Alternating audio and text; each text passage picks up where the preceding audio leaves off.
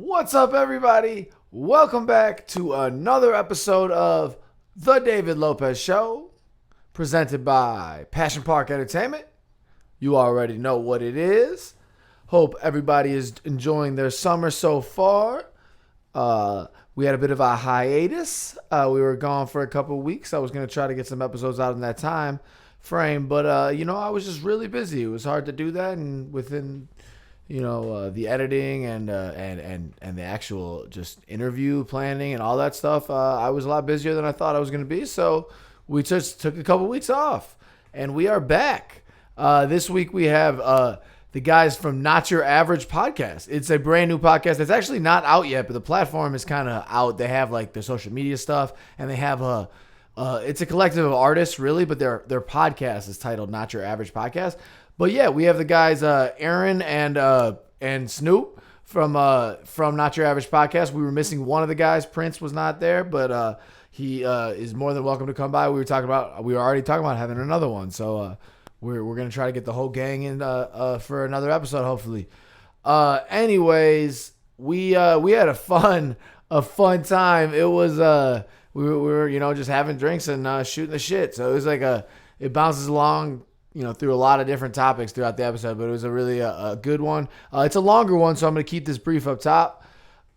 First, I will say that, during that couple weeks period, the only, news in my life really is that I got married. So that was awesome. It was a very festive time and a great experience. And my wife and I are very thrilled with how everything went, and very thankful with all the love we've been receiving from everybody so far. So yeah, it was great. It was beautiful, as my song titled. So yeah, make sure you go get that.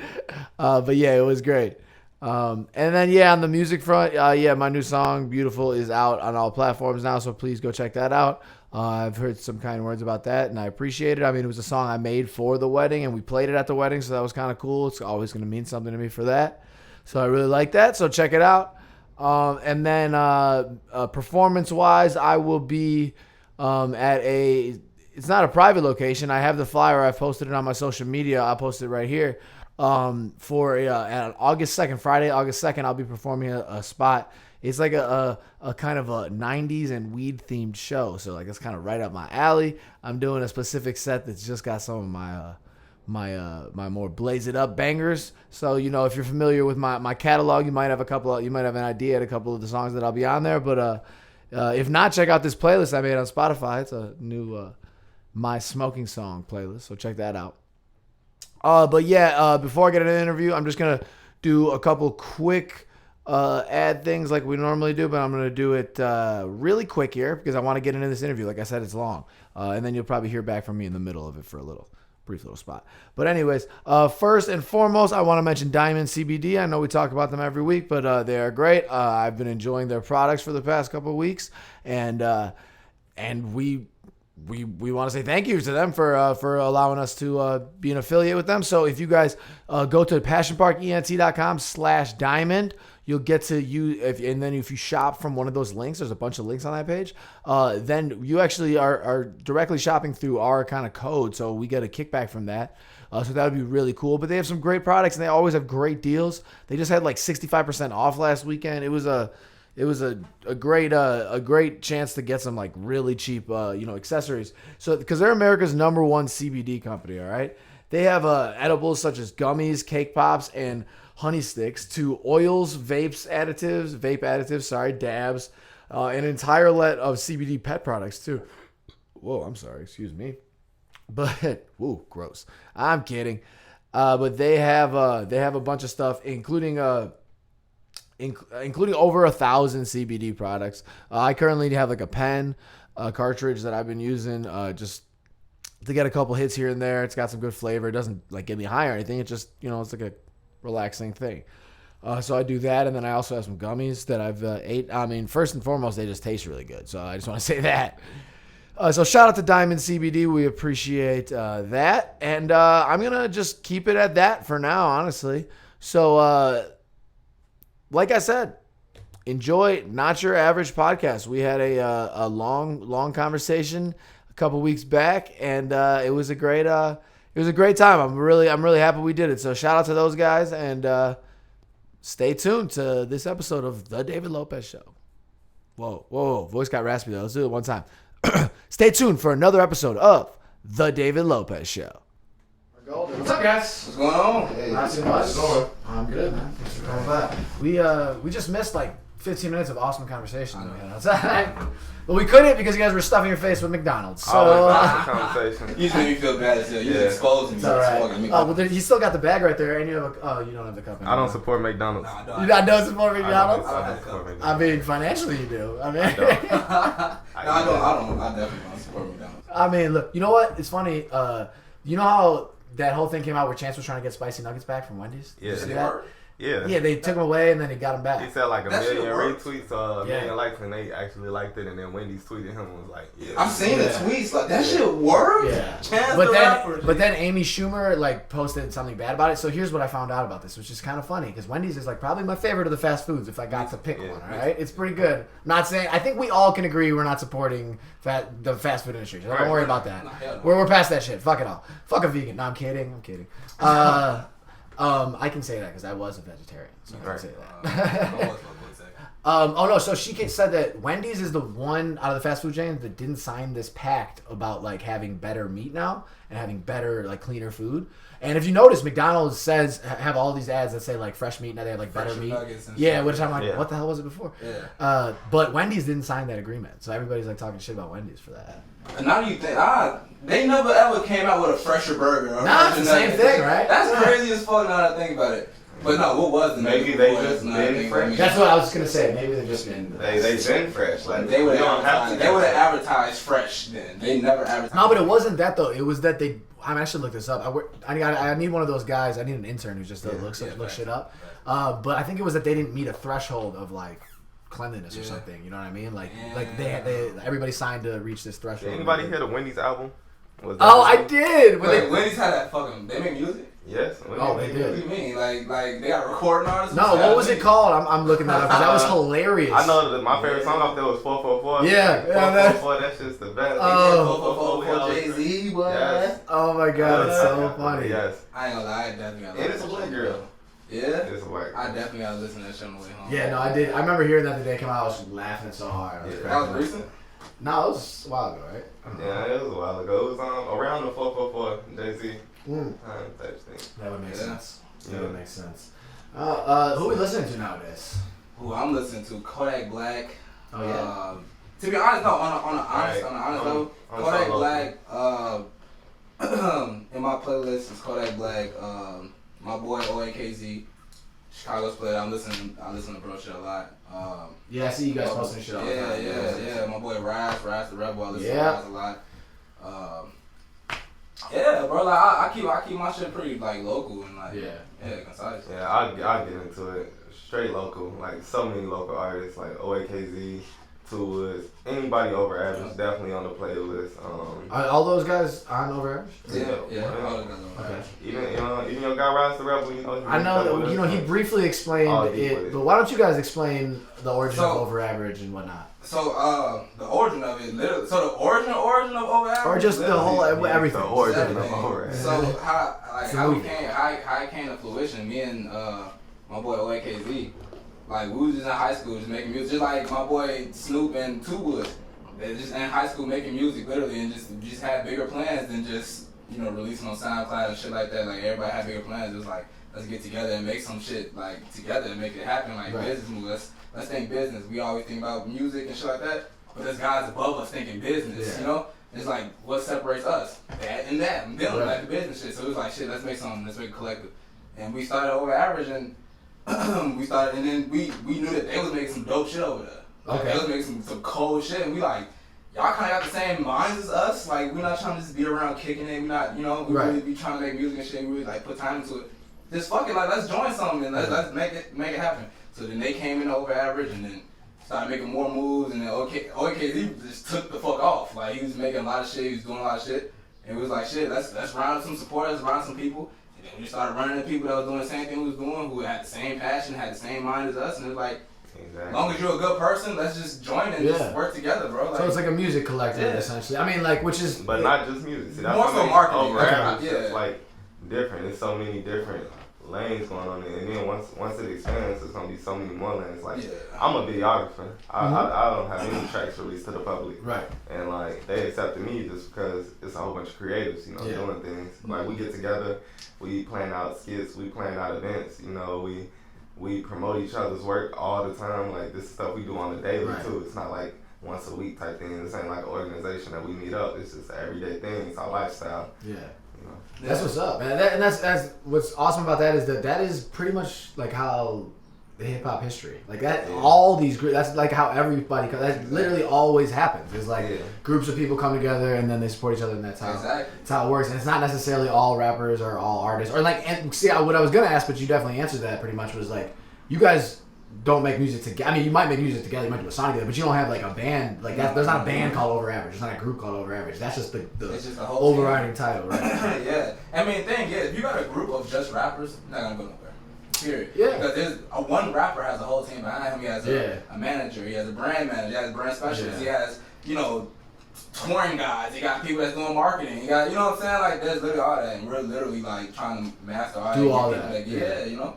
So that's I think that's the significant part about it. The one thing I can say that separates the OA artists from other artists collectives is like everybody has the mindset of rapping what you live, you know what I'm saying, or producing what you live. Like, no lies in the music. Like, we'll all instantly call each other out if we hear something in the music and like, you don't really do that. That's why I respect your shit though. That's why I respect your shit, bro. Cause I was just telling him on the way here, I'm like, bro, I'll fuck with your shit, cause you talk about a lot of shit that like goes in my head that I'm afraid that people be afraid to say. Like, you know what I'm saying? I'm afraid to talk about. Yeah, he said you talk about mental health. Yeah, like a lot of that shit. It's a lot of. Thank you. I fuck with that shit. You know? Yeah, I mean, well, I think, well, like you said, it's not rapping about shit like a life that you don't live and whatnot, and so I had to definitely figure out what's true to me to rap about. What you say, man. Yeah, because I mean, people will call you out on it if you don't. Like, right, and I agree. You know, I definitely agree. Who was I talking about? Something about this, because like that's interesting because it's true. Like,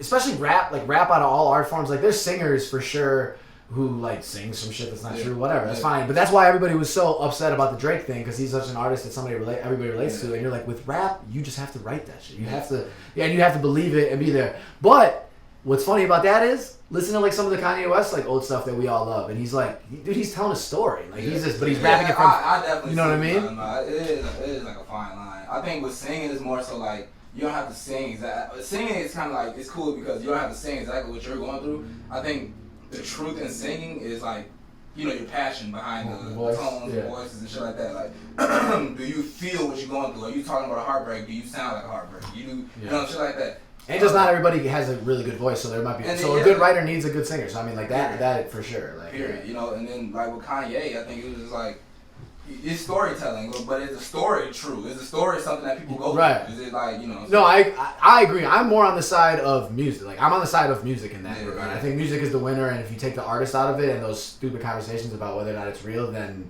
the real value is what is that? You know, I mean, that I'm more with that, but I do also like when people try to capitalize. I think what you're getting at is people trying to capitalize on like successful trap music and successful shit like that when they're not really that. Now that is a problem. Yes. Because that's just capitalizing on negative shit. Yeah, it's like bragging about shit that you're not doing that, like, it's not even good shit to brag on. Right. It's then bragging about shit that you're not doing. That's like another thing. It's like wearing like a fucking fake Rolex. It's like you're flexing with that shit like a real Rolex. Yeah, it's real black and white. If you have the car, you have the car. If you're working on the car, you're working on the car. Like, you know, you don't gotta sugarcoat it a lot to the people, because eventually they're gonna see it and they're gonna build a perception on you based off what they hear and what's your actual reality. Exactly. You know, it's a lot of artists that I could listen to, and like, if I hear something in their music and it doesn't match up to the image that I see when I like meet them, then I know that in the back of my head. I'm never gonna forget that. Yeah. You know, but I'm also accepting. Once I see that you start living your truth in your music, then I can change my perception. Well, that's good too, being willing to be open to change like that. But damn, what the fuck was I about to say about that? Well, I don't even know if we can blame kids though, like kids who are just. I mean, you gotta think about how impressionable we were when we were kids. Like, I was when I listened to music when I was a kid. Like, if that's all they're fucking seeing right now, like that's gotta be tough to like think. I mean, of course, you need people to have good influences and they get taught on their own, but like all the music they see is like that. Like you never blame kids for anything though. Like you can't blame kids for none of that shit. Like, but it is a circle because then they do. Like the funny thing is, a lot of the artists that we listen to, I would imagine. I mean, I think I'm a little older than you guys, but still, like a lot of the guys I listen to, the cars in the music videos were rentals. We never knew that. Like we never knew that. You don't know that because it was more of like we know that's Hollywood kind of like it's separate. Whereas now everything is kind of seems like it's supposed to be real. Yeah. So, I mean, so think about this. Like who makes growth? Who makes growth in the music industry? It's the millennials, right? They're the ones who carry you into their adults, and then now they're like you've been going for 20 plus years because they just grew up 10 years on you, right? So it's like. They're the ones who. So I'm not saying that you lying in your songs that can't happen because yes, kids make that shit grow. But to like the older people that's like us and who believe you should believe in what you say.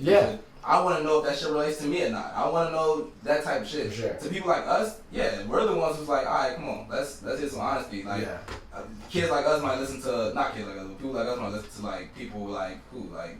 Kendrick and shit like that. Not a lot of kids are like clicking on a Kendrick song before a Lil Pump song. Yeah. I wonder. Lil Pump is trash. He's fucking trash. I ain't no disrespect to Lil Pump. I mean, that's fine. I heard of that interview. He's gone. Like, I'd be surprised if he get another hit, but not like Gucci Gang. That song was so. I wouldn't say that. I wouldn't even take that far. He might. I mean, that song with Kanye had a lot of plays. Yeah, that's what I'm saying. Like, he might score. You know what's funny is that. I mean, I'm not saying I'm a fan of his music, or I'm not saying what a negative either way, but I saw an interview with him, and he's definitely like seems smarter than. Talking about the J. Cole interview. I don't know. I don't remember which one. I just remember seeing a clip and be like, oh, he seemed like. Was he on the couch, like with his feet up, like because they couldn't touch the floor? That was. I don't honestly. I can't remember. I just remember like maybe he was on the Breakfast Club. Because I heard him on the Breakfast Club and I was just like, he seemed more put together than I. I mean, he's a smart guy. Like that's the thing. So you play the game, like he's playing the game. He definitely he's played young. the game. He definitely played the game. He's definitely a college dropout that got schooled into, got a good team behind him, good management, and like they pushed him to promote a certain image.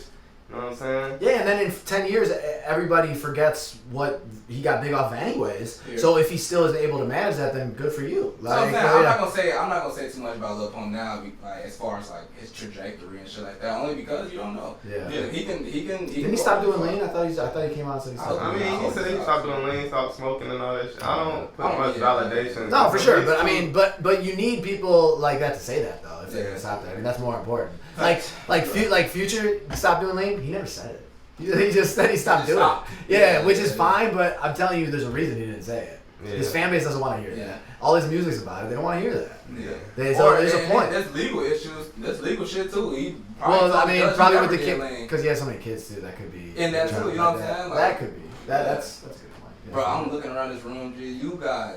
Everything in here damn near says David Lopez. I'm literally sounds something about my ego. God damn it. Like no bullshit. I'm seeing the same tags everywhere. Do you know how inspiring that shit is? Like we gotta make sure that shit is everywhere. Well, that's my favorite one here, but that's Dreamville.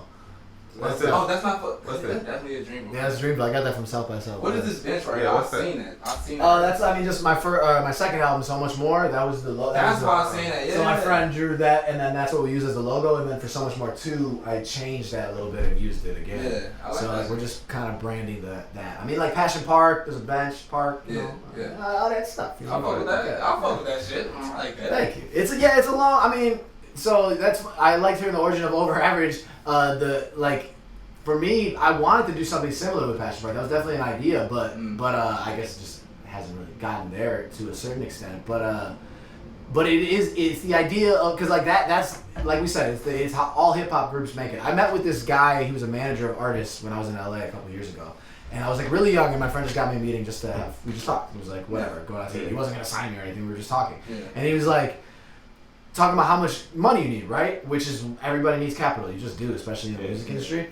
And it's so obvious that, like, Dipset, G-Unit, all those groups had so much capital. And that is how, of course, we know that's not all legitimate money, but they all got money. And that is how those groups always fucking make it. Hip-hop was built on not legal money. Oh, yeah, of course. It was built on that shit, bro. It's definitely, but the thing is, you're going to see a lot of less groups, street groups. I agree. Nowadays, you know what I'm saying? Only because like people, it's not a lot of like OGs and like old heads you can run to like, yo, I need $20,000 on, you know, this and that, and I'll pay that back. You know what I'm saying? Like, it's not a lot of that shit going on now. No, I agree. I think we're in a time where you can really just like find an artist like one-on-one. Just whoever it is and you like them, you can just find them. Yeah, like, anywhere. We're like that whole one hit wonder mantra back in the day, where it's like they just got one hit. Yeah, but to even get to the point of being able to, that was you.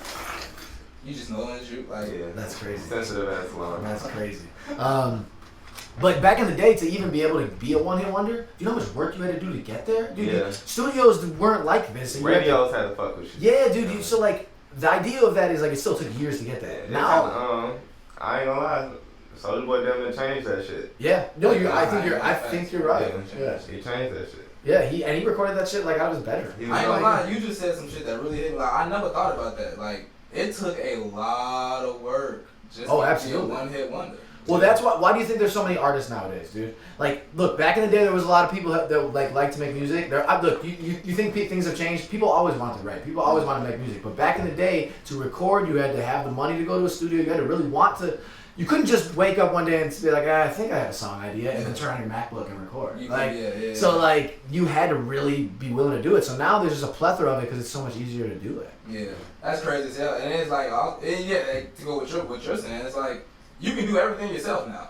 Like, you can literally you can be your market team, you can be your A&R, you can be your every fucking thing. Like, back in the days, you had to pay for all of that. Right. Like, somebody had to, like, put you in line with all of that. And not to say, for anybody watching, I don't want people to think, like, you know, you don't need that stuff anymore. You don't need to reach out to those people with those degrees who has that intellect and has that intel. I'm not saying that.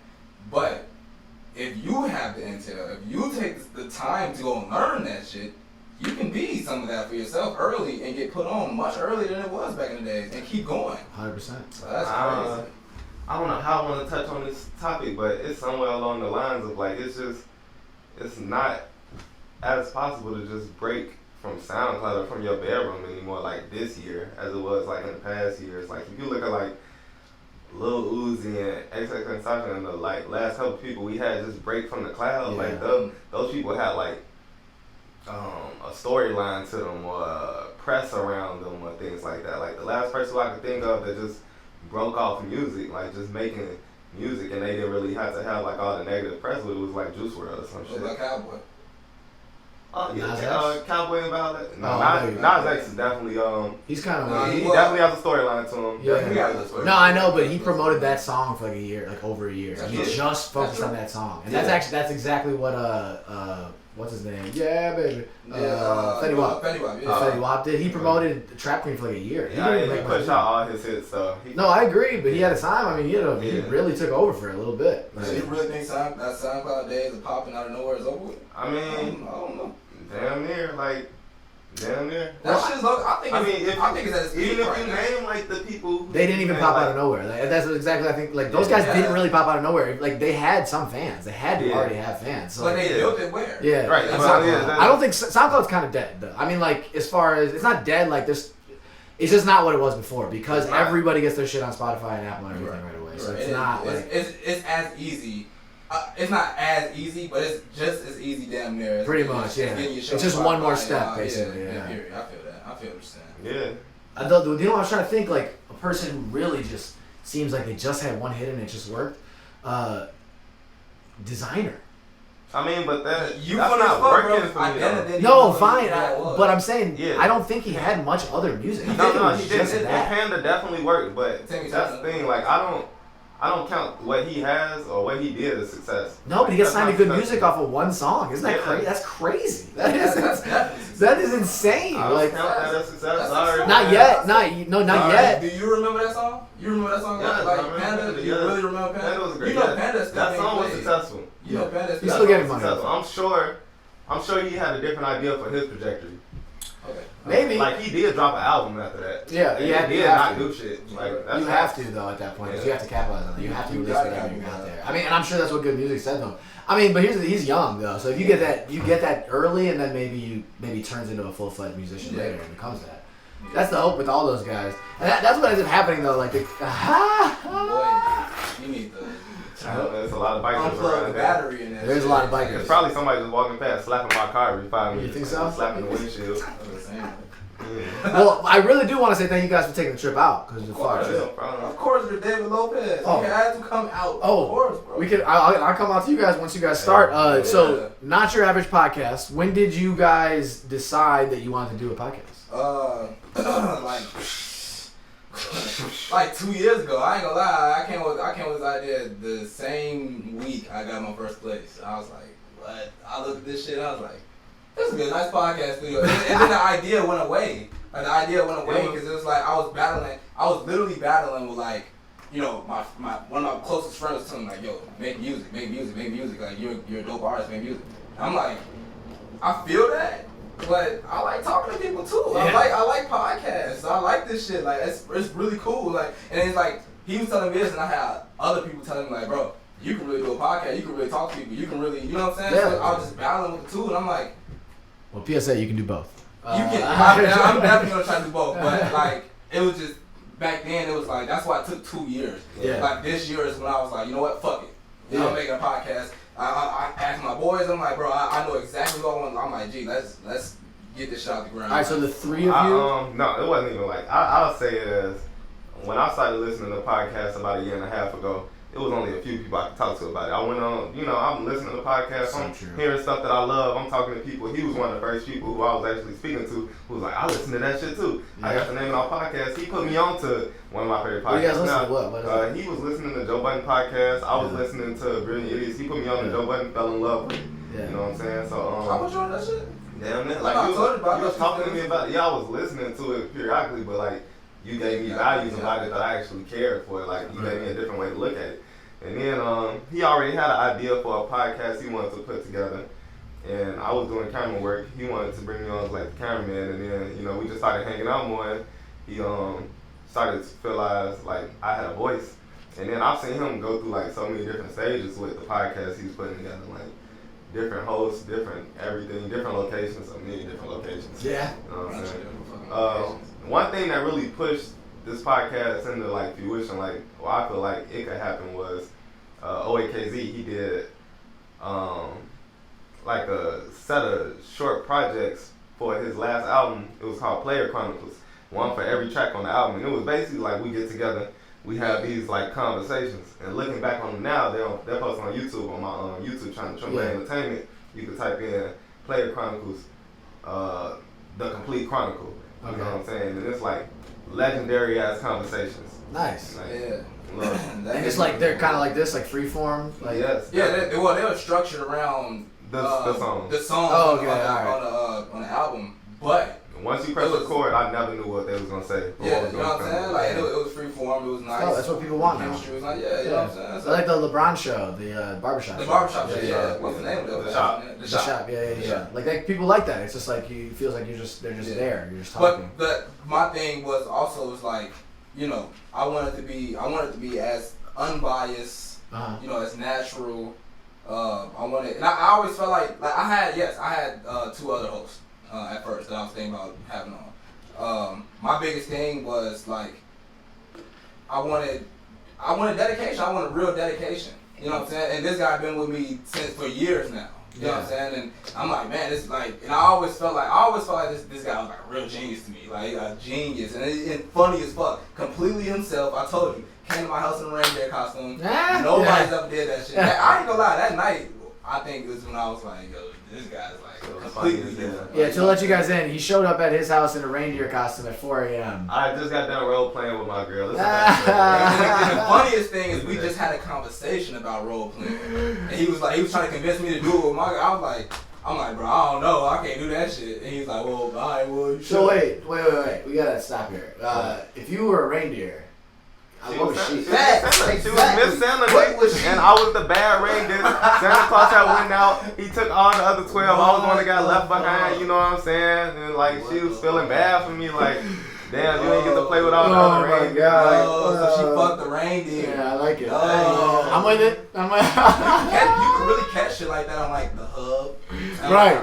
Yeah, there's this videos. You can catch it like that. Man, we call it the hub. Catch me on the hub if you know what to type. If you know. Oh no! All right, we have our first hub member. Yes. You subscribe?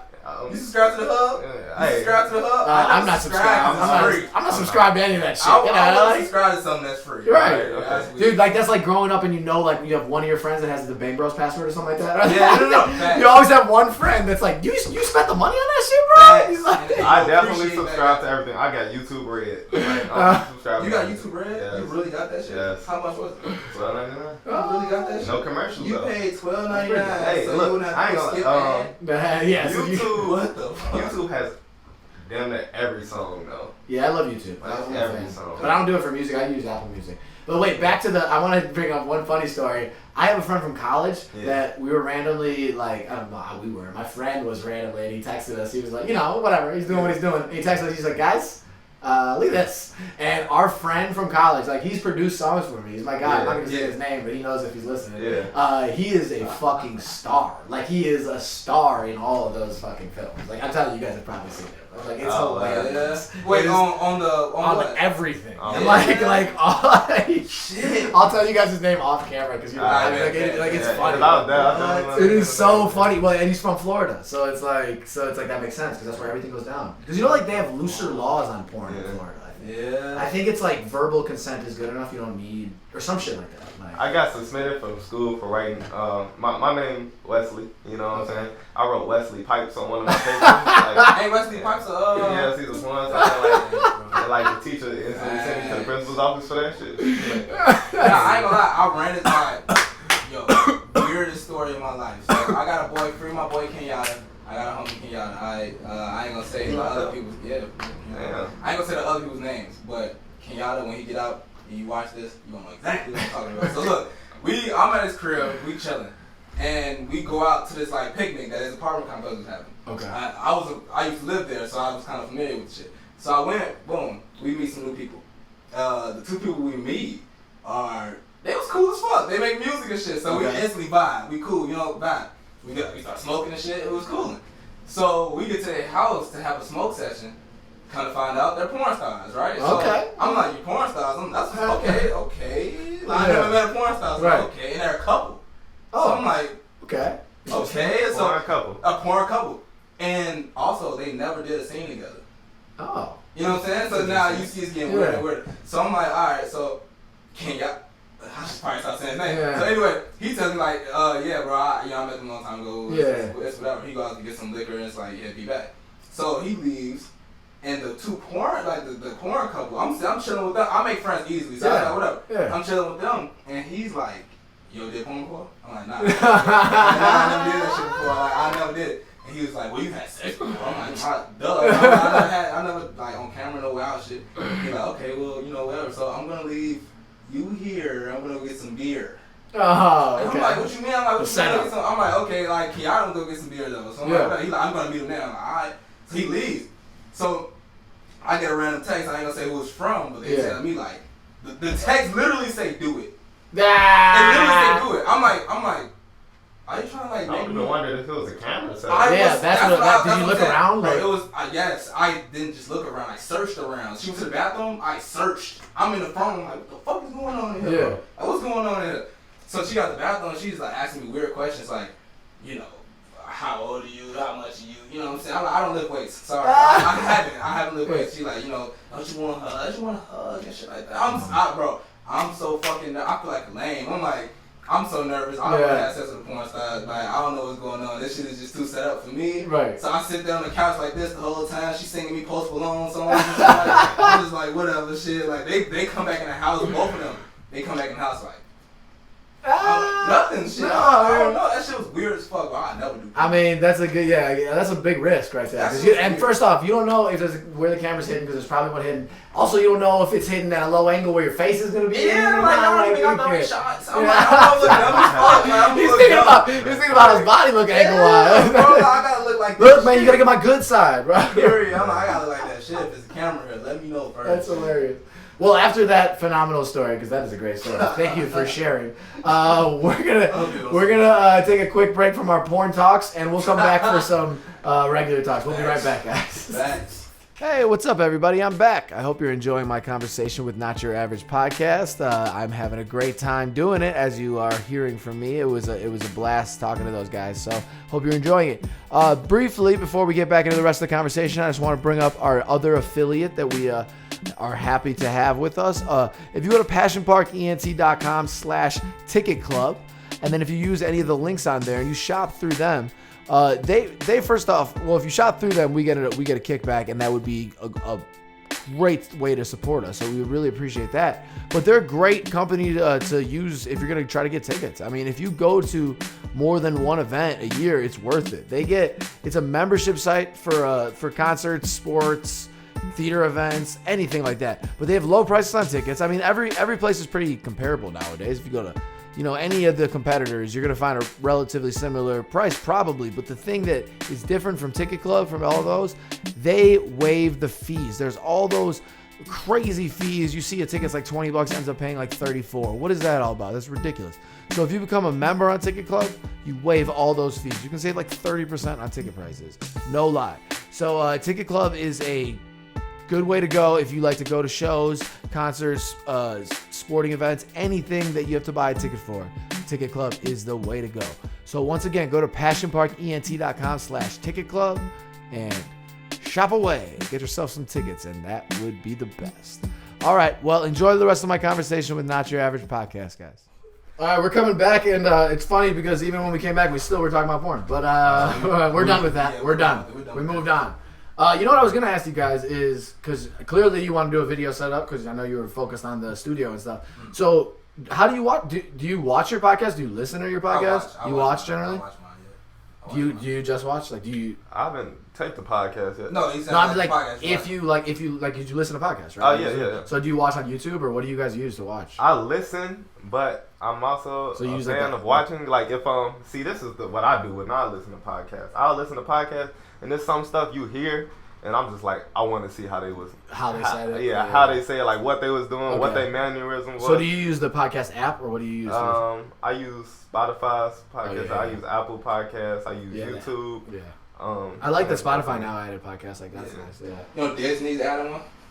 Disney is gonna have a music streaming service. Yes. Disney They're gonna have a service movie is streaming gonna- service. I know that. I knew they were doing like their own Netflix kind of. Well, that's why they took all the Marvel movies off of. They not all off yet, but they're going. Yeah, they're going. They still got Avengers up and Star Wars. They do so. They're still up. Do you know when they're doing that? When Disney's doing that?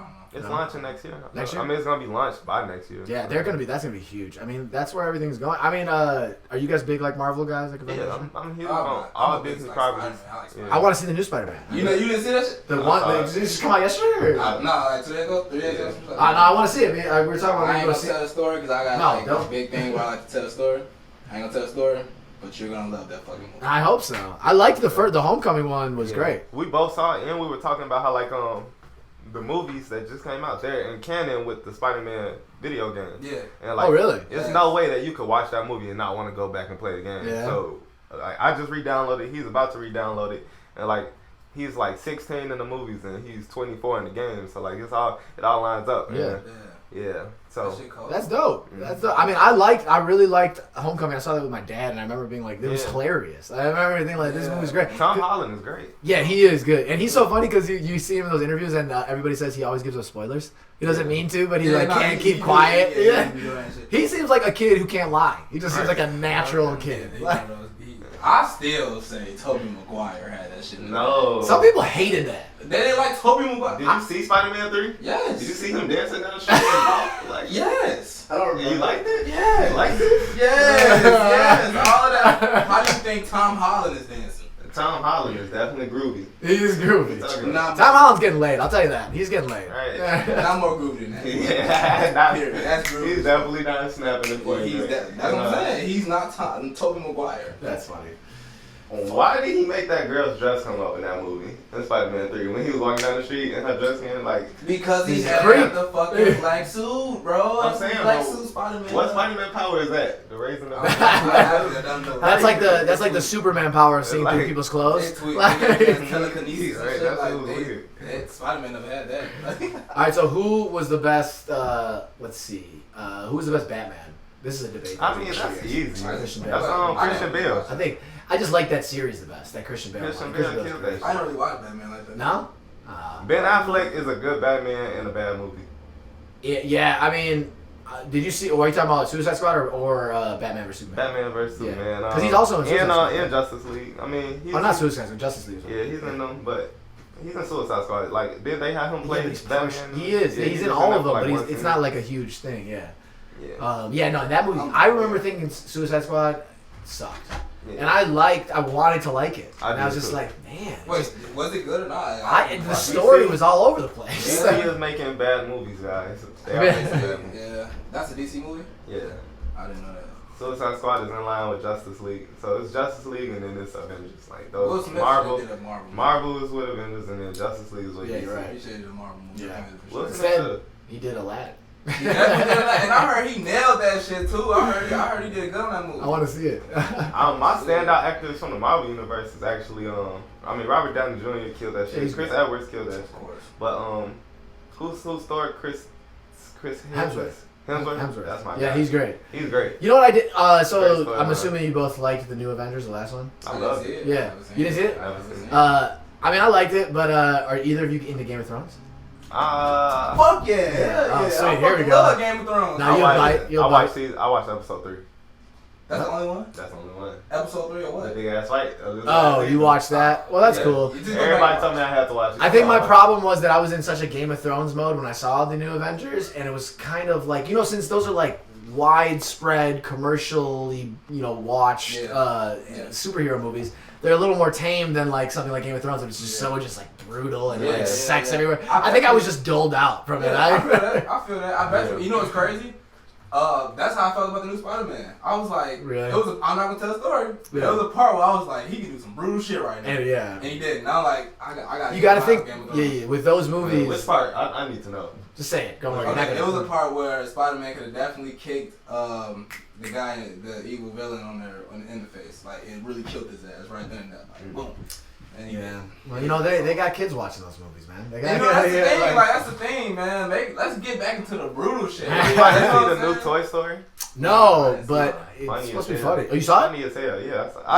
All right. So disclaimer: I work at a movie theater. I see every movie. Nice, dude. I'm jealous of you, bro. Because I love movies and I'm jealous of that. Yeah. I love movies too. Like I'm going to school to make movies. Yeah. That's what I do. Like, yeah. Well, I knew you were a videographer. Actually, we should get into we just keep talking. We could just do this forever. But I should ask. So you guys are obviously both hosts of the Not Your Average podcast, which is not out yet, but it will be, and you guys will. Definitely will be. As soon as it is, I will promote it on mine. It's out in the sense of the idea of it's out. Well, you have an Instagram page. What we're doing for it is out.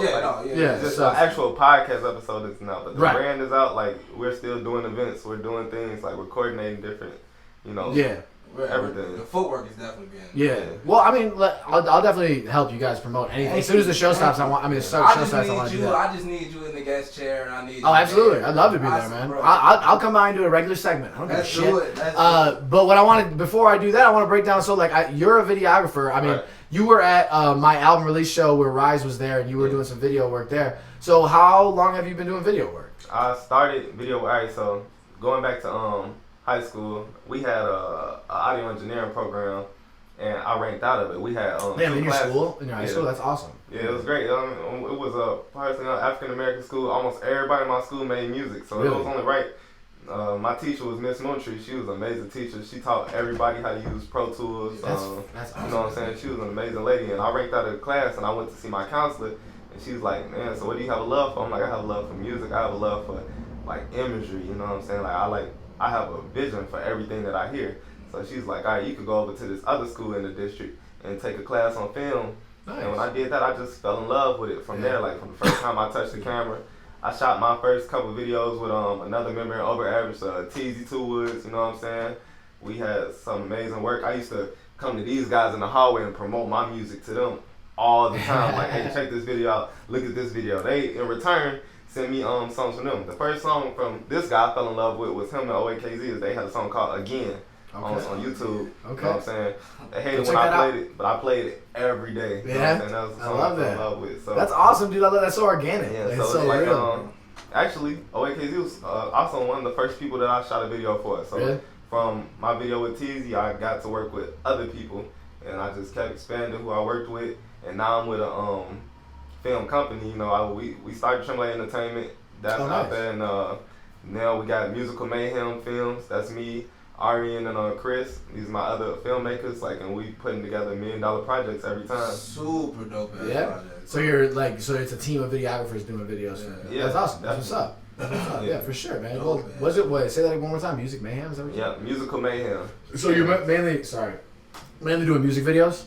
Yeah, music videos, but I also shoot short films. Yeah, right. You know what I'm saying? I just really looking for more ideas. You know, I'm always looking for actors to play parts and roles later and stuff. That's what. Networking.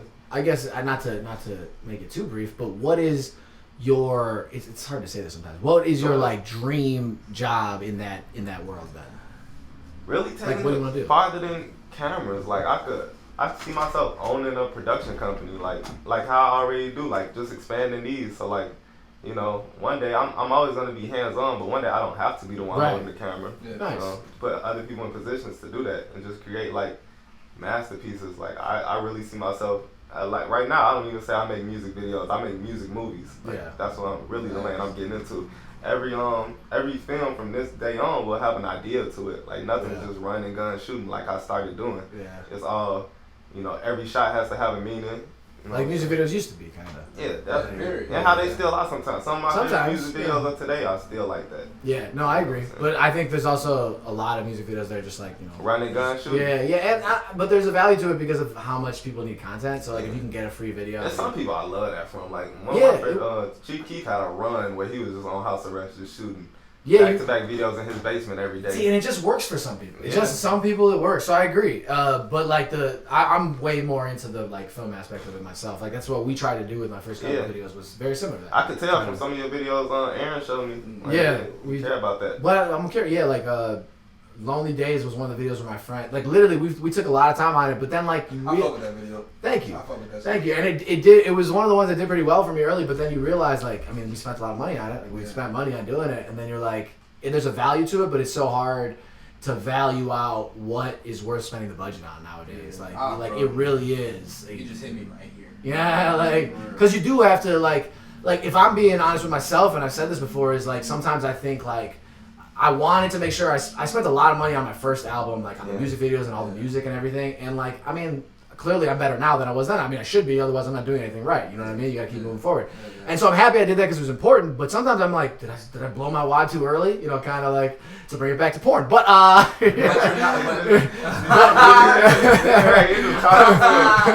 but it's all about the process though, so you can't question that now. I mean, it really is really all about it. But as I get older, I'm like, now I have to value what is worth spending the money on and what is not. Like, I think I'll go against that by saying it's catalog, and catalog can always be worth something. It's old to you. It can still be bringing in some type of capital. You know what I'm saying? So you spent that money on it. That shit's still there. Oh, I agree. Yeah. I mean, like, right. Well, that's actually what I've always told myself is like, don't worry, they're there for your rest of the life. They're there for the rest of your life. It's like it's always gonna be there. You know what Russ is? I love Russ. Russ. A lot of his songs that went gold are songs that he did during our stage. Yeah. You know what I'm saying? You know, I almost brought him up when you were talking about, you said nowadays we can kind of almost A&R and do everything by himself. He is a great example of somebody who pretty much did. I mean, he had a little bit of a team, but like when you hear him talk, he did most everything by himself. All of that shit himself, damn man. And he's super inspiring to me. I mean, like he seems bitter to some people, but it's because he's done this forever.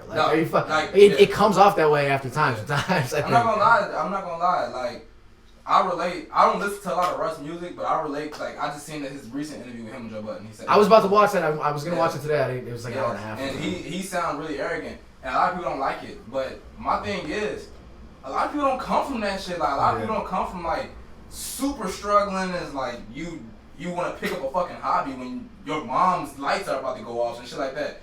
And you like, man, like I really did this shit on my own, bro. Like absolutely. I really did. Rush drop like one song a week for like forever. That's what that was his strategy. And he worked out. And like I mean, I really love his music. That's actually how I first heard it. His own shit. Yeah, that's what I was gonna say. Is produced his own shit. There's a reason he's so arrogant because he knows that. He's been. I mean, I don't want to speak completely for him, but it seems like he's been around all these other rappers, and he's like, some of them don't seem like artists. He does everything. He mixes, records, engineers, masters. Like it's impressive because like I don't knock his arrogance, bro. And I wouldn't even call it arrogance. I'm sure he don't bro, at the end of the day, you don't mean to come off like that, but it's like that, bro. Like, you went through the works. He has to me, I have sometimes been like, man, why does he seem so bitter? But I mean, people turn that way. That happens. No, sometimes. struggle and doing this shit yourself turns you down. He's still kind of young too. I mean, he's doing really well. I think he's like 26 or something. Yeah, he's not that old. I ain't gonna lie. Maybe. I'd even take it deeper. You probably just gotta look at his family. Like, they're probably like him, but 10 times worse. So you'll probably hang out with his family. Yeah. And be like, oh yeah, he's a nice one. That's a great point. That is a great point. I'm not saying he's arrogant. But like, yeah, that's a great point though, because compared to his family, like compared to like who you're around, you might be the nicest. Look at his surroundings. Like, I don't know where he's from, but I'm sure like I think he's from Jersey or some shit. I think he's from East Coast somewhere. They probably just harsh out there. They probably just. It's a harsher world out there. Just big on what they create. Like if we create, we good at it. You know what I'm saying? Like it could be like that. It could be like that. Like it's kind of like how everybody say like Kodak Black like ghetto and rude and shit. But like if you look at like his neighborhood and where he from, like he want a good one. Like he might be put together. Hey, that's facts. It can definitely get much worse. Well, it's all about perspective. It's all about perspective. Yeah, absolutely. He may be he's probably the good one out of the group. Yeah, absolutely. Yeah, Kodak is Kodak's interesting. He's a really interesting dude. My favorite rapper. Is he? Because like he, you know, sometimes I'm like, early on you think like, dude, dude's not even rapping. Like, what's going on here? And then like he does like these mean things. Like he says sometimes things that just seem like he's just saying them to get noise or whatever. And then you watch his interview on not his interview. You watch his performance on like Jimmy Kimmel, and you're like, this is what I want from all the young rappers. Yes. Like he was just no vocals, just the mic and just do it. I'm like, this is what I want from all the young rappers. And then it's like you hear him put out these little loosies, and you hear him say what he say about Young and Man and shit. Yeah. But you hear an album, and it's like Like my favorite rapper ain't fucking coming like that. Like ain't coming that hard bar for bar, no hook going in like that. That's real shit. He's an interesting dude. But you know what? Yeah. Wayne was interesting like that That's too. That's my favorite rapper. No, Lil Wayne was my favorite rapper.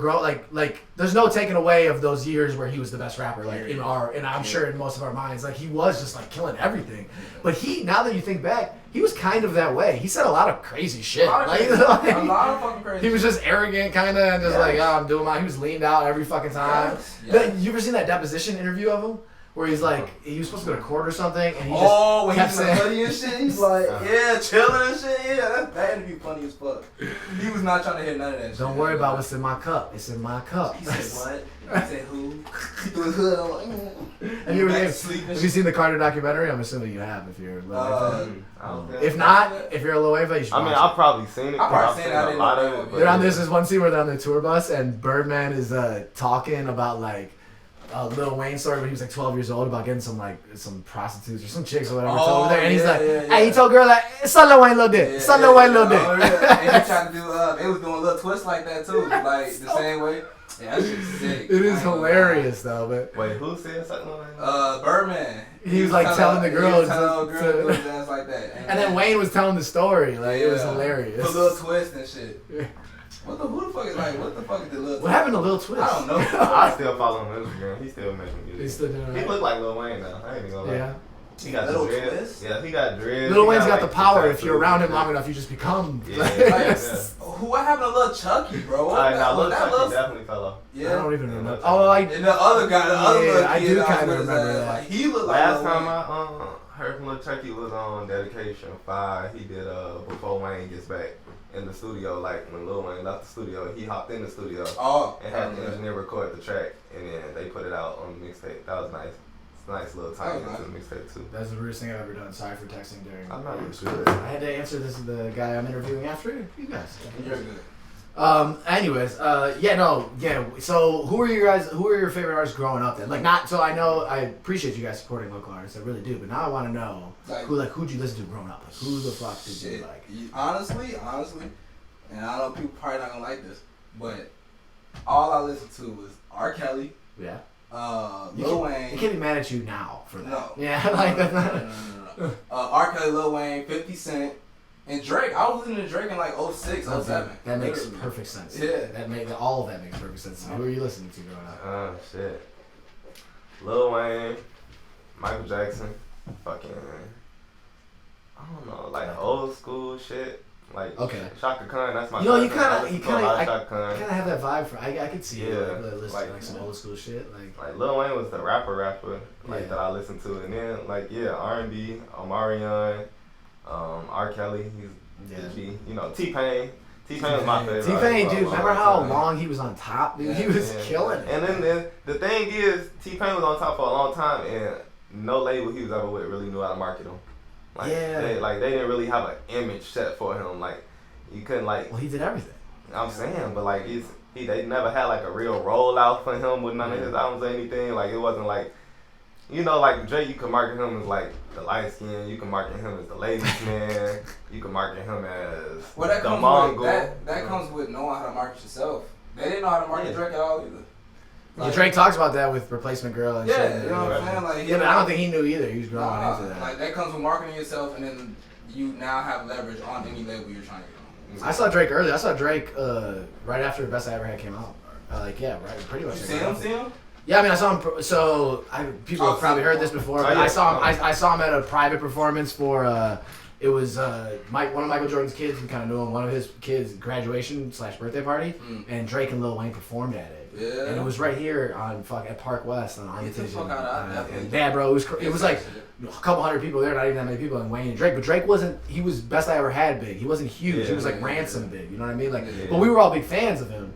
But we didn't know he was gonna be what he is now. I mean, that's kind of crazy. I knew he was big. I knew his music was great. Like, I really liked his music.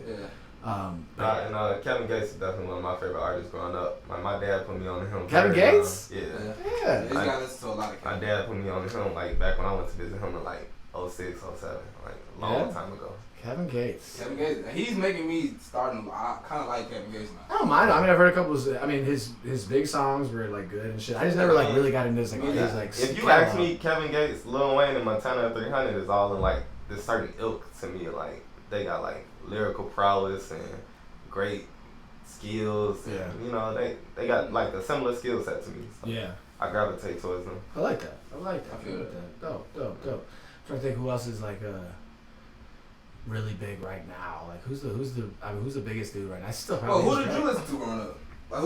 You know, when we were really young, all of the Hot Boys. So Lil Wayne obviously included that. We bought like as a group of friends on my block, we collected the Hot Boys CDs. We bought all of them. Have you heard that recent track from Lil Wayne, like 2 years ago, Hot Boy? Yeah. Like, I remember that when he talks about some of that shit. I like that. Come through, look like the old me, white t-shirt and Jabot. Yeah, bro, white t-shirt and Jabot. Dude, I've rapped about Jabot before. I'm like, where are people talking about Jabot? Shit. Like, you rap about, bro, you gotta I like Jabot. Send your whole catalog. Go to my Spotify or my Apple. That's right there, bro. Yeah, that's funny. No, and then I listened to Wayne a lot. And then actually, I remember in high school there was a time where Lil Wayne, Jeezy, and The Game were my favorite three rappers. I didn't even say Jeezy, bro. Well, remember he had a time too. He had a time. Man. All the TM103s, all that shit, like not all TM103, but you know TM103. Bro, all that whole era, I got so much Jeezy music in my life. Dude, Jeezy was the shit, bro. He was so... And The Game early on, man. And the game early on. I mean, everybody listen... Get Rich or Die Trying is one of the best albums, I love that. hip-hop-wise, like, of all time, period. Like, it just really is. It's a great... timeless ass music. Yeah, it's such a good album. So, I mean, everybody listened to 50 of that night. And The Game was so dope. But you know what? Because I didn't start making music until I was like 20. So, like, I didn't start making music until later. And the guys that I was listening to that inspired me then... Like, the biggest influencers like Kid Cudi and J. Cole and like Kendrick. And well, Drake too. Drake for sure too. But all those. Kid Cudi still is. He's the guy I listen to the most now. Still. He's one of my homies' favorite rappers. Really? Like, favorite artists. Yeah, you know? he's just I mean, Juice? No, Kid Cudi. I'm saying Juice. No. My homie Paul from Kid Cudi's definitely Kid Cudi and Drake are the ones who Kid Cudi, Drake, and R. Kelly. Damn near. I don't know, but he seemed like. But no, Kid Cudi, Drake, and R. Kelly are the ones who got me get up and start making. Really? Yeah, Cudi had such a good. I've said this before. I think like he had such a good way of. Obviously, he talks about like mental health and all that stuff a lot, but he had such a good way of showing that he could rap without over like. Rapping. It was in simple terms for everybody. Like everybody could understand what he was saying all the time. Yeah. He really doesn't rap where you're like, what does he say? He really never does that. It's pretty much just like, oh, like. And I don't know. I'm not saying like you need to do that. Like I just always liked his music. To go into that. I'll say, I call them one-liners because you can literally take that one line. It's like it's so simplified, but you can like make it as diverse as you want. Like one line, I'll say the guys who the Mount Rushmore of that's like Biggie, Jay-Z, yeah, great Kanye, great one-liners. Jay for sure. Kills with the one-liners. And that's another one. I grew up on a lot of artists, low key. Yeah, I mean, I guess we all did. Now, well, we're the hip hop generation. We're the first ones to really grow up on hip hop. Yeah, facts. That's why there's gonna be old rappers now. Yeah. There was never old rappers before. There's gonna be old rappers now. Yeah. It's gonna be a genre that lasts like longer wise. You're gonna have. That's why it's gonna be interesting to see what happens with a lot of the turn up or trap rappers. Because I mean, I'm not saying you can't do that when you're older, but I don't know how that energy translates. Some of them is gonna cross over. They have to, yeah. Some of them cross over. Cross over to what? Like Kevin Gates been rapping since he was 18. He gonna be around when he. Yeah, he will. I agree. He's I think a trap rapper, but what about like? Are you talking about the guys like Uzi and? I mean, yeah, like so they, but that was a different time period. That's what I'm saying. Like we don't He know. was a trap rapper in his time period. All right, so if I had to think about somebody from my generation who I could probably see around, give me a second. Kodak. Period. Yeah, that's well, because he's already shown. But he's already shown. If he's around, yeah. He's already shown that he can perform with just a band and a mic. So he got growth. That to me is what's important, is because if you can perform with a band and just like a microphone, then you could probably last forever. Because that shit kind of does translate to older. I just don't know how older energy translates to like jumping around like that. I just don't know. I don't know. Maybe it does. I mean, some of these rock bands are still touring. Like, you know. That's the thing. That's the thing, man. Like, I mean, Herbo. I could definitely see him. I think he'll be around. I think he'll be a little bit around for a little bit. I don't know. I can see him translate though. I feel like he's gonna be an actor. I feel like he's gonna start acting. He had that delivering. I can just see it. I can just see it. I don't really see as far as like rapping. I don't see it. He had delivering of content down before he had rap skill down. Yeah, but he's demising himself. I don't really like it. Like he literally went away from the rap and went to some like other shit in his last few albums. I don't see the trajectory like that. He'll get back to it. Maybe. I'm pretty sure.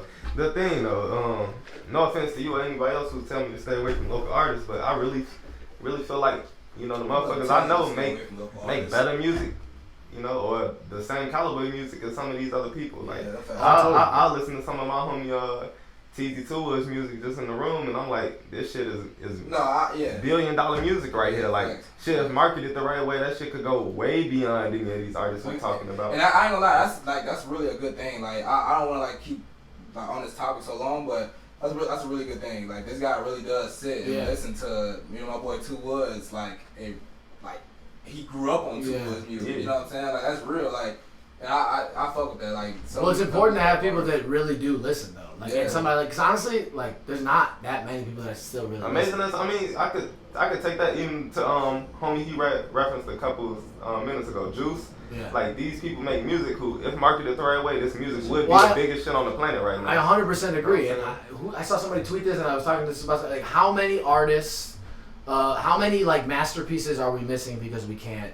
Right. You can't see them, and and there's a ton. There's a ton. I got at least 20 in my phone. Yeah, at least 20 hits in my phone. Oh, I mean, I'm telling you, I love the fact that you are actually listening, because I just know so many people that have told me that, and I'm not even trying to talk shit, but there's so many people that have told me they listen to my new song, and I know that. And he's like, I just know they did. And I don't, and whatever, it's fine. I know you're trying to be. I know generally you're trying to be nice to me, but. Whatever, that's fine. But some people still do listen, and that's good to know, and it's refreshing to hear. It's like, but I mean, and even with me, it's like, because I feel like I'm such like a harsh listener.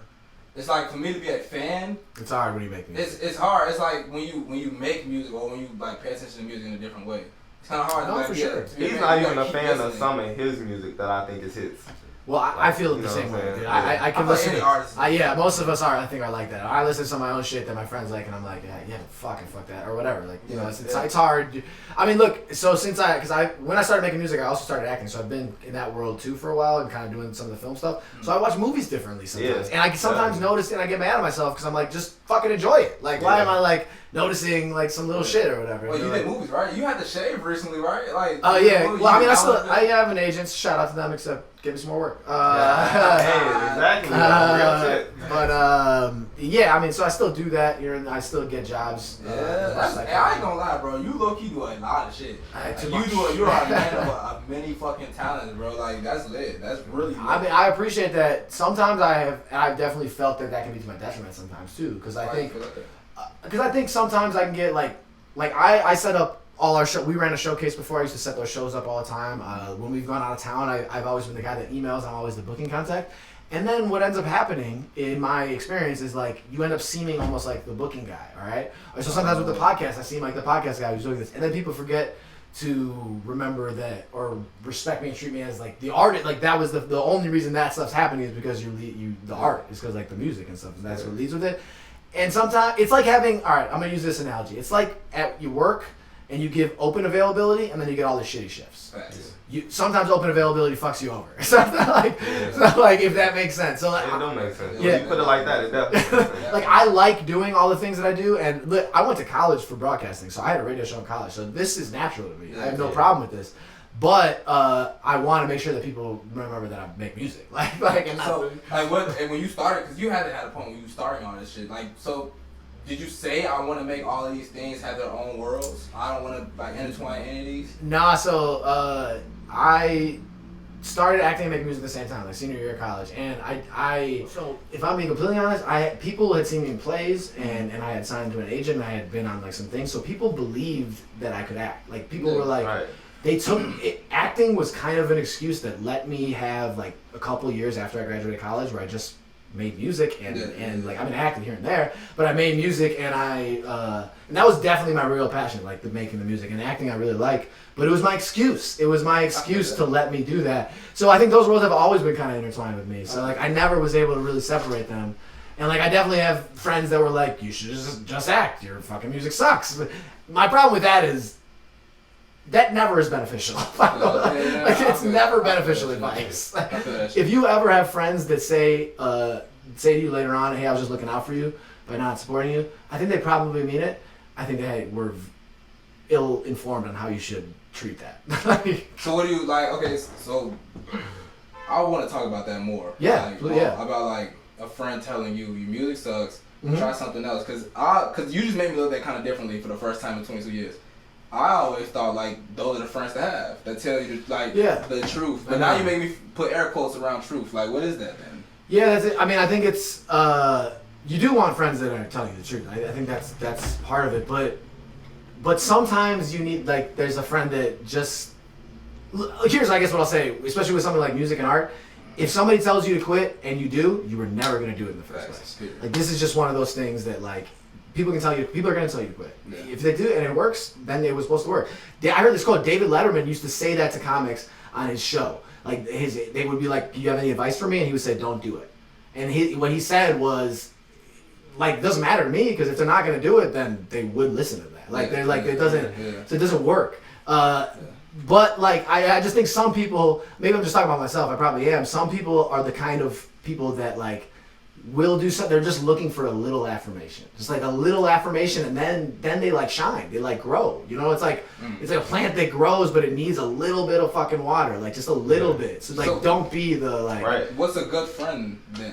I'd say it's tough. It's easy to know if like a song just isn't for you. You know, if somebody's music isn't for you. I've had friends who make music where I'm like, your music isn't for me, but I'm able to like listen, and I'll put on the headphones and say, now, what perspective does this music work for? Like, who would this music work for? And I'll tell them like, yeah, you got music. I feel like you got music that works with this demographic, that demographic. Doesn't nobody have music that doesn't work somewhere? And we learned that. ICJJ Fish went to our high school. You know what I'm saying? Oh, really? Yes. Your high school. Really? I didn't know that. I had no idea. Yeah. Ice JJ Fish, baby. Ice JJ Fish went to our school. That is hilarious. Your pictures, nigga. What the fuck? He was in class with Stephanie from. I look at him much. That's so funny. But yeah, like it's like yeah, and that just goes to show like it's not really music that isn't for anybody. Music is subjective. It's subjective. Yeah, it's subjective. So. I guess my thing was like. Because my thing in my friendships is I'm always honest. Mm-hmm. I'm always honest. I never told a friend to not do something though, because my thing was like, you set out to do it. You knew you can do it. Okay, so let's work on it. You know what I'm saying? Yeah. So it's like, I'm not a yes man. So it's like that's a better way to approach it though. That's not like that. That's honesty, but with help. Like with help. Like that's probably the better way. That's probably the way. And at least you had a kind of better friend. Like your friend said you shouldn't do this, but you could stick to acting. Yeah, at least you ain't have just a straight hater. No, yeah, Like, and that's not to say shit, just stay at home. Like that's the type of friends you never want. For sure, and it's hard to see those things. It's easier in retrospect to look at that. But I know I'm sure we all have. Most artists have had some friendships somewhat affected by like the starting into whatever your passion is. Yeah. And that's just how things go. And then you grow, and then you're like, if you were gonna do it, you're still doing it. If you're not, you're not. And that's what that's probably what I'm most proud of myself. Although I never even questioned it really. Is that I started that in 2011. I'm still at 2019. Yeah, you're doing your shit, man. Well, thank you. Yeah, you're definitely doing your shit, bro. Like, Thank you. Looking around this room, man, you're definitely fucking doing your shit. Yeah, but I mean, that's funny because you can kind of make it your own. You make your own perspective in that. I mean, Dave Chappelle taught me that in a quote that he said that his dad. I love quotes. And I love Dave Chappelle. But it was on Inside the Actor's Studio, and his dad told him, like, what if you don't make it in comedy or whatever like that? I think that's what he said. And he said, well, making it's all about perspective, Pop, because his dad was a teacher. And he's like, look, if I make your teacher's salary and I'm doing what I love, who's to say I didn't make it? Like, get the fuck out. Like, who's to say I didn't make it? Right. So, I mean, like, if you love making music or you love making movies and you're able to do it for 20 years, I mean, that's you make the reality that you're in. I mean, like that. Like, you got any kids? No, not yet. I'm getting married next week, though. So, yeah. Thank you. Hey, good shit, boy. Thank you. We don't have any kids, though. Not yet. Where's the wedding? It's in Milwaukee, July 13th. I just told everybody, so now everybody's gonna rate it. Although this might come out, I don't know. This is gonna come out next week or the week after, so we'll decide. I'll be at home, sending up prayers, celebrating your marriage. That's my grandma's birthday. My grandma. Yeah. Well, rest in peace. Well, thank you. I would love to have a conversation about that, just man to man, but we don't gotta talk about it on camera if you don't want to talk about it. Well, what do you mean? What do you got? Are you scared? No. I mean, we've been together. So here's the thing: we've been together for a very long time. Your wife will watch this. So. She won't watch this. She will not watch this. When she's your wife. But Lopez talks about marriage. Yeah, if you put that in the caption, she will. She will actually probably watch it. No. I mean, we've been together for so long, and we've lived together for like 4 years. I just don't. I mean, I already feel married. Like I've felt married for a long time. Later, I'm gonna have a ring on my finger. We have to switch up this insurance a little bit. Some little finagling in that regard. But I'm excited. That's good. I'm happy, bro. I'm happy. I will say though, the planning of a wedding. Yeah. I bet. Just planning any big party kind of sucks, but this thing is so emotional. There's all these things. And it's just like, Are you the man? Who's like? She is. I'm saying that, but it's really her doing most of the planning. Yeah. It can be stressful on everybody though. It's the making your guest list. Oh my god. That's the part that I would be like, no, fuck him. He can definitely come. Like, but then there's like all these. He told me to stop rapping. No. I should rap, huh? Okay. Hey, don't invite none of those. Yeah, but then the conversations that come up afterwards with people that you see and stuff, and you're just like, when's the wedding? And you're just like, because they think they're getting small invited. venue. Yeah, dude. No, I pretty much do explain it all the time. Is like it's just hard. Like we have so many family members coming. Like, right, it was 5 seats. Sorry. It's a numbers thing. In that regard, it's a numbers thing. You're not as important. No, that's really cool. That's really cool that you get married though. Thanks, man. That's super cool you get married. I feel like everybody I talk to now is like, I just had a conversation with somebody I just met, and they was saying like, I'm not getting married. I'm scared of that. I'm not doing that. Like, why would I do that? And then I hear like some of the biggest idols talk about like, marriage. Everybody's like, I'm staying away from that. Like, but it's like super cool to hear people talk about having children and hear people talking about getting married. Well, the people who do aren't talking about it. They're just like whatever. Like Ice Cube's been with the same girl for like 25 years. Yeah. The same wife. I mean, like a lot. E40 is a great example of somebody Cole who's and Kendrick been with the same girl since high school. And they don't talk about it at all. Cole will if you ask him any question, he will shut you the fuck down about his he's like no personal life. Like, and I respect that. I'm always kind of like that's pretty great about him. That's how I be with the shit. Right. I usually try not to ask people about like personal stuff on this. Cause I know sometimes it's like weird, but like I can answer here. I like personal. I love personal. He'll tell you I live on that shit. Like I love that shit. I can tell because we have some great stories. Yes. Pretty I love that shit. Like for real. Like the podcast, the Not Your Average Podcast is gonna have a lot of that shit because I'm big into like. Like what makes a human human. Yeah. You know what I'm saying? Well, what's interesting is you find like sometimes it's like you feel weird when you're more sensitive or you're more vulnerable and you say things. Like sometimes I've said shit, like just I've done solo episodes where I say shit that seems weird, and then I look at the views and like there's kind of more watched sometimes. Yeah. Like, so it's like some people want that. People want it. People gotta relate to it might something. feel weird, but they kind of want it. I can't wait to be able to break down into our personal lives on the podcast. It's going to be amazing. I do want to take a second. Yeah. Just because he's not here and I want to make sure we get it out there. This is not the average podcast team. We're missing our third member, Prince Carter. You know what I'm saying? He's an amazing young guy. He's a dog groomer. You know, he's going to have a lot of insight. And like he really wanted to be here. He really wanted to be here with you, but he got work today. He got family things to take care of. No, I remember talking to him. And you're right. I should have mentioned that right away. That it wasn't the full crew. But I'm glad you brought that up. And this is gonna be the first of many. I like the way this is going. But definitely shout out Prince Carter, man. Like he got my occupation now is dog apprentice, style apprentice. Really? He put me in that field. Like for real, like really threw me in that field. And I took that shit and ran with it. Like, super good dude, super solid dude. That's awesome. Like, I was thinking if you guys would have had all three of you guys, I was like, maybe we should do this in the living room or on the porch if we had all three of us. We could just take a different location. He really wanted to be here. Like, he really wanted to be here. Well, we'll make it happen again. This will be the first. Yeah, hell yeah. That was great. You guys got an event coming up, don't you? Yes. We got my boy OAKZ is throwing together a 70s themed, over average throwing together. Yes. A 70s themed skating event where you come, you dress like, you can dress whoever you want to dress, but it gotta be from the 70s, late 70s, early 70s, whatever, but you come, you skate, we're skating to some old school music. We're also skating to the main thing is we're skating to a bunch of local artists' music. Okay. Like putting the local artists. Oh, that's awesome. That's sweet. I really like put it that. in a big speaker, make you hear it, make you listen to that, and make you have a vibe while listening to it. It's not like you're just clicking on whatever, you got hit to your phone, you don't really catch the whole vibe that he was trying to portray to you. Now you have to vibe to it. You're skating with your girls. You also got this these cool aesthetics. It's a really nice event. This is the second time you guys did that? Second time, Yeah, it's Players Collection too. It's July 7th. You can come as early as 8 o'clock. It's at Linwood Skating Rink. Yeah. It's a $10 entry, but it's an amazing time. It's gonna be artists there of all types. You can network, you can connect with people, or you can just come chill, listen to music. Just skate, just keep the scene. I'm definitely trying to be there, in my little 70s get up. In my little 70s just ordered my shit. Are you gonna be a 70s reindeer? I'm gonna be a 70s. Oh my god, I need to think about this. Why not?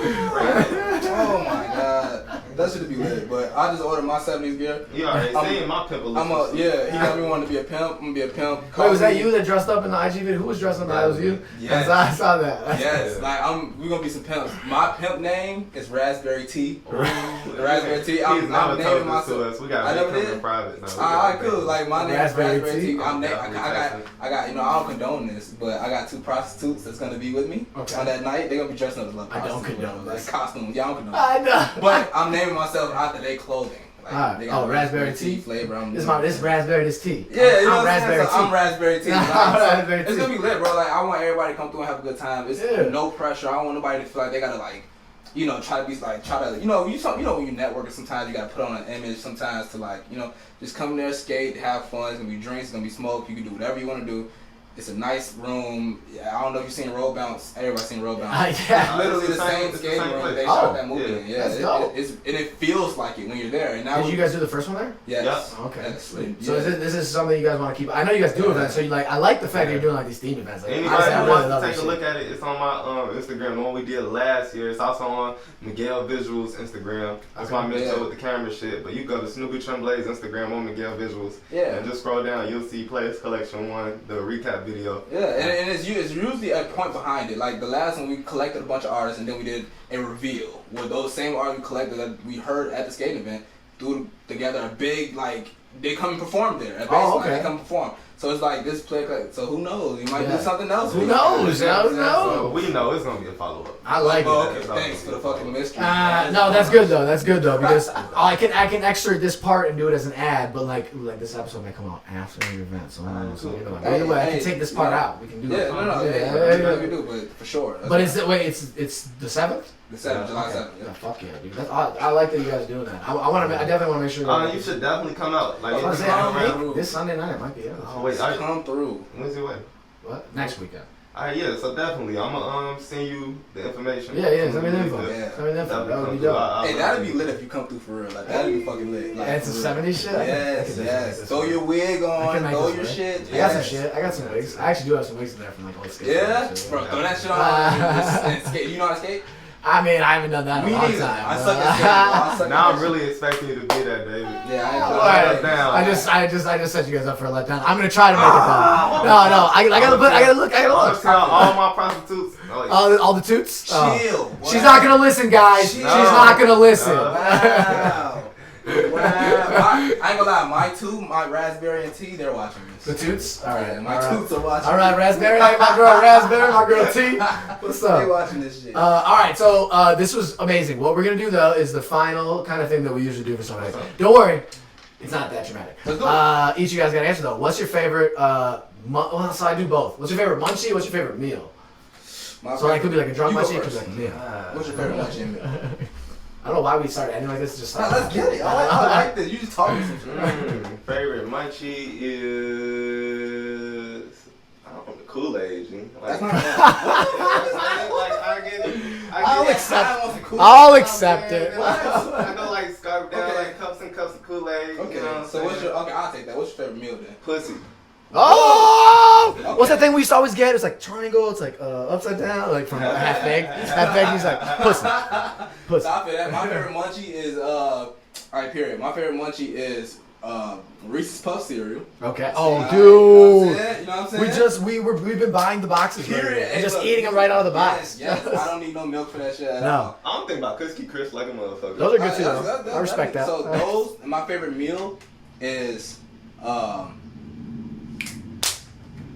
no. Hey, to be honest with you, I don't know. But I ain't gonna go too crazy. We don't gotta do the. You're about to put yourself in a bad hole right here. No. My favorite meal is Jalen's chicken Alfredo and Chicken Alfredo. Chicken Alfredo. Yeah. Wait, who was it? Oh, DJ Khaled. You're about to put yourself in the DJ Khaled. I was saying, like, let me shut up. I don't want nobody to start. I don't think it's some hate mail and shit. Like, I know the eating habits. I ain't even gonna put them out there. what? Oh! You and the mill is a different breed. You feel? It is. Oh god! All right.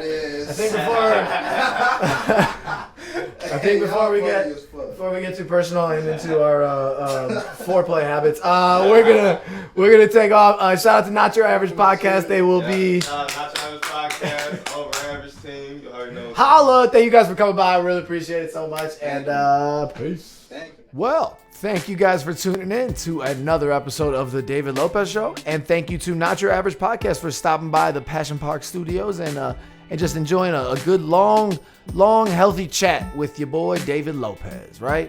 Now I'm talking in the third person. I guess I kind of always do since my name is my show. So, like, I kind of... Whatever. Anyways, thanks for tuning in, guys. Really appreciate it. Remember, you can support us in plenty of ways. Go to passionparkent.com. If you shop through any of the affiliate programs on there, you are directly supporting us. But also, check out some of our music or our videos or, our web series or a short film or anything like that. You can also go to thedavidlopez.com to just catch up on my career and whatnot. And like I said, August 2nd, I will be on the north side of Chicago. Make sure you...